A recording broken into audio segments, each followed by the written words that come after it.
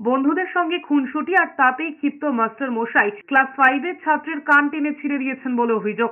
নদিয়া রানাঘাটের ঘটনায় ছাত্রের কানে সেলাইও পড়েছে। অভিযুক্ত শিক্ষকের বিরুদ্ধে অভিযোগ দায়ের করেছেন পরিবারের সদস্যরা।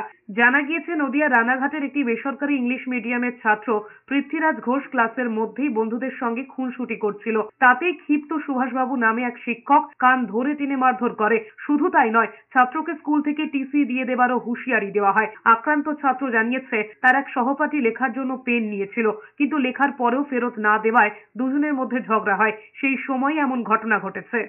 আমি আমার একটা ফ্রেন্ডকে লেখার জন্য পেনটা দিয়েছিলাম, ও দিচ্ছিল না বলে স্যারকে বলেছিলাম, কিন্তু তারপরে স্যারের কপি নিয়ে নিয়েছিল।